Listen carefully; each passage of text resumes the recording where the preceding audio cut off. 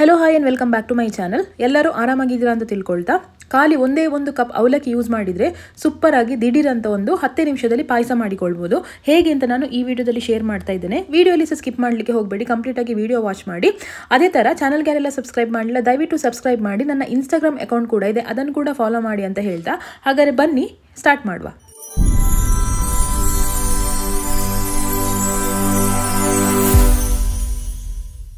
ಫಸ್ಟಿಗೆ ನಾನಿಲ್ಲಿ 1 ಕಪ್ಪಷ್ಟು ತೆಳು ಅವಲಕ್ಕಿ ತಗೊಂಡಿದ್ದೇನೆ. ಗಟ್ಟಿ ಅವಲಕ್ಕಿಯಲ್ಲಿ ಕೂಡ ಮಾಡ್ಬೋದು, ಬಟ್ ನಾನಿದನ್ನು ತೆಳು ಅವಲಕ್ಕಿಯಲ್ಲಿ ಟ್ರೈ ಮಾಡಿ ನೋಡಿದ್ದೇನೆ. ಸೊ ಇನ್ನು ಇದಕ್ಕೆ ಒಂದು 2 ಕಪ್ಪಷ್ಟು ನೀರು ಹಾಕಿಕೊಂಡು ವಾಶ್ ಮಾಡಿಕೊಳ್ಳುವ. ಅವಲಕ್ಕಿ ಪಾಯಸ ಉಂಟಲ್ಲ, ನಾನು ಇಷ್ಟರವರೆಗೆ ತಿಂದಿರಲಿಲ್ಲ.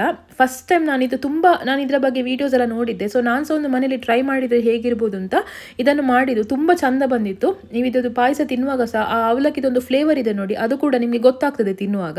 ಸೊ ಇದನ್ನು ನೀರಲ್ಲಿ ಚಂದ ವಾಶ್ ಮಾಡಿ ಉಂಟಲ್ಲ, ನೀರನ್ನು ಸೋಸಿಕೊಂಡು ಒಂದು ಅರ್ಧ ಗಂಟೆ ಹಾಗೆ ಇಟ್ಟುಕೊಳ್ಳಿ, ಅದು ಡ್ರೈ ಆಗಲಿ. ನಾನಿಲ್ಲಿ ನೆಕ್ಸ್ಟ್ ಒಂದು ಕುಕ್ಕರಿಗೆ 1 ಕಪ್ಪಷ್ಟು ಸಕ್ಕರೆ ತಗೊಂಡಿದ್ದೇನೆ ಆಯಿತಾ. ಇದಕ್ಕೆ 1/4 ಕಪ್ಪಷ್ಟು ನೀರು ಹಾಕಿಕೊಂಡು ಇದರ ಕ್ಯಾರಮಲ್ ರೆಡಿ ಮಾಡ್ಕೊಳ್ಬೇಕು. ಸೊ ಇದನ್ನು ಇದೇ ಥರ ಒಂದು ಹೈ ಫ್ಲೇಮಲ್ಲಿ ಇಟ್ಟುಕೊಂಡು ಚಂದ ಇದನ್ನು ಮಿಕ್ಸ್ ಮಾಡ್ತಾ ಹೋಗಿ, ಸಕ್ಕರೆ ನೀರು ಬಿಡ್ತಾ ಹೋಗ್ತದೆ, ಇದರ ಸಿರಪ್ ರೆಡಿ ಆಗ್ತದೆ ನಮಗೆ. ನೋಡಿ, ಸ್ವಲ್ಪ ಹೊತ್ತಾದ್ಮೇಲೆ ಉಂಟಲ್ಲ, ಇದು ಕಂಪ್ಲೀಟ್ ಆಗಿ ಬ್ರೌನಿಶ್ ಆಗಿ ಟರ್ನ್ ಆಗ್ತದೆ. ಇನ್ನು ನಮಗೆ ಇದರ ಕ್ಯಾರಮೆಲ್ ರೆಡಿ ಆದರೆ ಅರ್ಧ ಕೆಲಸ ಆದ ಹಾಗೆ. ನೆಕ್ಸ್ಟ್ ಇದಕ್ಕೆ ನಾನು 2 ಕಪ್ಪಷ್ಟು ಬಿಸಿ ಹಾಲು ಹಾಕಿಕೊಳ್ತಾ ಇದ್ದೇನೆ. ಯಾಕಂದರೆ ಈ ಕೋಲ್ಡ್ ಹಾಲು ಹಾಕಿದರೆ ಇದು ಗಂಟು ಕಟ್ಟಿಕೊಳ್ಳುವ ಚಾನ್ಸಸ್ ಇರ್ತದೆ, ಲಂಪ್ಸ್ ಆಗ್ತದೆ. ಆದ್ದರಿಂದ ಸ್ವಲ್ಪ ವಾಮ್ ಮಿಲ್ಕ್ ಹಾಕಿದರೆ ಸಾಕಾಗ್ತದೆ. ಸೊ 2 ಕಪ್ಪಷ್ಟು ಹಾಲು ಹಾಕಿ ಚಂದ ಇದನ್ನು ಮಿಕ್ಸ್ ಮಾಡಿಕೊಳ್ಳೋದು. ಇದನ್ನು ನೀವು ಸಕ್ಕರೆ ಬೇಡ ಅಂತಿದ್ರೆ ಬೆಲ್ಲದಲ್ಲಿ ಸಹ ಮಾಡಿಕೊಳ್ಬೋದು, ಬೆಲ್ಲದ ಪಾಕ ಮಾಡಿ ಅದಕ್ಕೆ ಸಹ ಹಾಲು ಹಾಕಿ ಮಾಡಿಕೊಳ್ಬೋದು.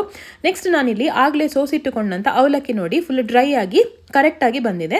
ಇನ್ನು ಇದನ್ನು ಹಾಲಿದು ಮಿಕ್ಸ್ಚರಿಗೆ ಹಾಕಿಕೊಳ್ತಾ ಇದ್ದೇನೆ. ಸೊ ಇದನ್ನು ಹಾಕಿ ಉಂಟಲ್ಲ ಚಂದ ಮಿಕ್ಸ್ ಮಾಡಿಕೊಳ್ಳುವ. ಸೊ ಕುಕ್ಕರ್ ಲಿಡ್ ಕ್ಲೋಸ್ ಮಾಡಿ ಒಂದು 2 ವಿಷಲ್ ಹಾಕಿಕೊಂಡ್ರೆ ಸಾಕಾಗ್ತದೆ, ಜಾಸ್ತಿ ಬೇಡ. ಯಾಕಂದರೆ ಅವಲಕ್ಕಿ ಆಲ್ರೆಡಿ ತುಂಬ ಸಾಫ್ಟ್ ಇರ್ತದೆ, ಅದು ನೀರಿಗೆ ಹಾಕಿದ ಕೂಡಲೇ ಕರಗುವಂಥ ಒಂದು ಐಟಮ್. ಸೊ ಆದ್ದರಿಂದ ಜಾಸ್ತಿ ವಿಸಲ್ ಬೇಡ, ಒಂದು 2 ವಿಸಲ್ ಹಾಕಿಕೊಂಡ್ರೆ ಸಾಕಾಗ್ತದೆ.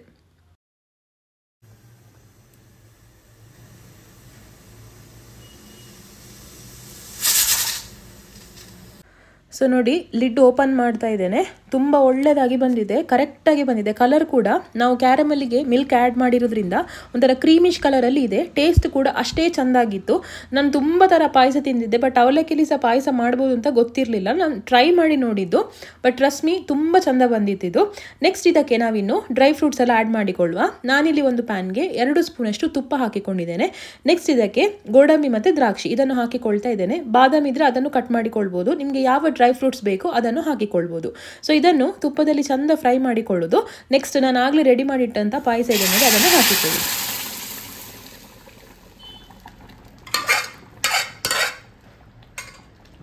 ಸೊ ಇದಿಷ್ಟಾದರೆ ಟೇಸ್ಟಿಯಾಗಿರುವ ಅವಲಕ್ಕಿ ಪಾಯಸ ರೆಡಿ ಆಗ್ತದೆ.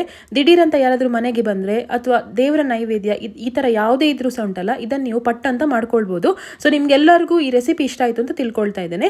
ಸೊ ಇದಿಷ್ಟ ಆದ ಮೇಲೆ ಉಂಟಲ್ಲ, ಸ್ವಲ್ಪ ಗಾರ್ನಿಷ್ಗೆ ಅಂತ ಮತ್ತು ಟೇಸ್ಟಿಗೋಸ್ಕರ ಅಂತ ಸ್ವಲ್ಪ ಕೇಸರಿ ಹಾಕಿಕೊಳ್ತಾ ಇದ್ದೇನೆ. ಕೇಸರಿ ಹಾಕಿದರೆ ಒಳ್ಳೆ ಒಂದು ಫ್ಲೇವರ್ ಕೂಡ ಸಿಗ್ತದೆ ತಿನ್ನುವಾಗ. ಸೊ ಒಂದ್ಸಲ ಈ ರೆಸಿಪಿ ಟ್ರೈ ಮಾಡಿ. ಹಾಗಾದ್ರೆ ಸಿಗುವಲ್ಲ ನೆಕ್ಸ್ಟ್ ವಿಡಿಯೋದಲ್ಲಿ. Till then take care and bye.